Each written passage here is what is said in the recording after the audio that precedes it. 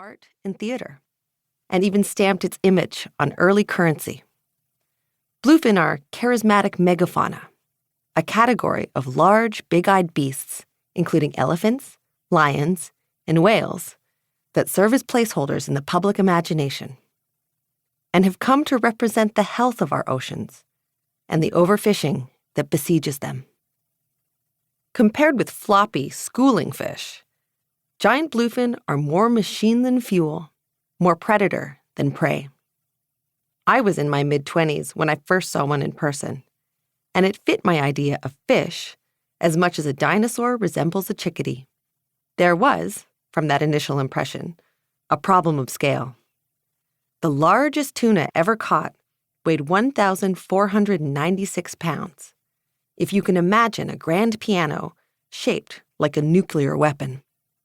To stand beside a just-landed giant bluefin, still slick from salt water, feels akin to standing beside a natural marvel like Niagara Falls or an erupting volcano. There's beauty, but also danger. Every late summer and early fall, schools of gorgeous, massive bluefin rocket along North America's Atlantic coast. They are an advanced, rod-and-reel sport fisherman's fish.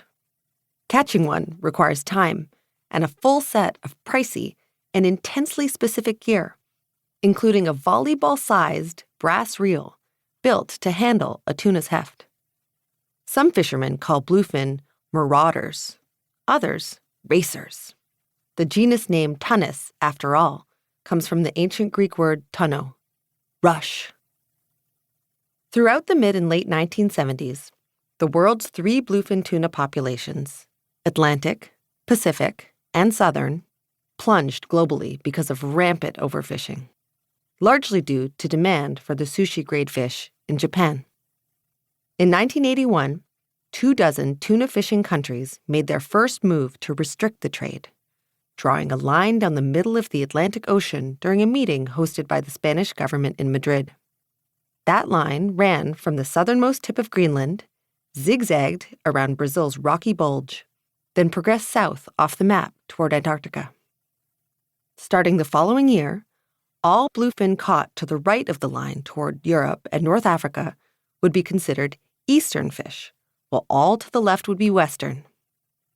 At the time, prevailing scientific thought held that the powerful, warm-blooded fish largely gravitated back to the coastlines where they were born, with eastern fish spawning in the balmy Mediterranean and their western counterparts in the Gulf of Mexico.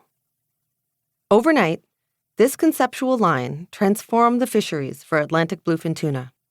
Toward the European side of the Atlantic Ocean, harvest remained a free-for-all, with no quotas on how many fish could be caught and killed for the countries that had historically fished those waters. Toward North America, for countries including the United States and Canada, and for historical reasons, Japan, not a single fish, other than those purportedly caught for scientific purposes, could be legally caught. Called the two-stock theory, this understanding of how tuna breed and migrate, as 2 almost entirely separate populations, set the stage for how Atlantic bluefin have been protected and managed for the entirety of my lifetime. Growing up in a leafy suburb abutting Lake Ontario, I learned how to catch and gut a fish before I knew how to blow-dry my hair or paint my nails. My father, Don, a successful businessman and scientist, had spent his own childhood angling on rural rivers and lakes with his farmer parents and wanted to pass along his love of fishing to me and my 2 younger siblings. We spent summers jamming oozing worms onto hooks, threading bobbers, and paddling to find the best fishing holes.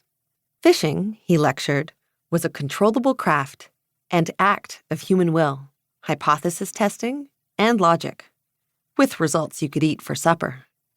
In this and other ways, raising us alongside my chemist mother, he tried to teach us about the immutable, final authority of science. In contrast, I wanted to write poetry, or maybe books, captivated by our world's living systems and its nuanced, pulsing rhythms. My parents rolled their eyes at my earnestness. Still, I refused to give up my dream of being a writer. Curious about food,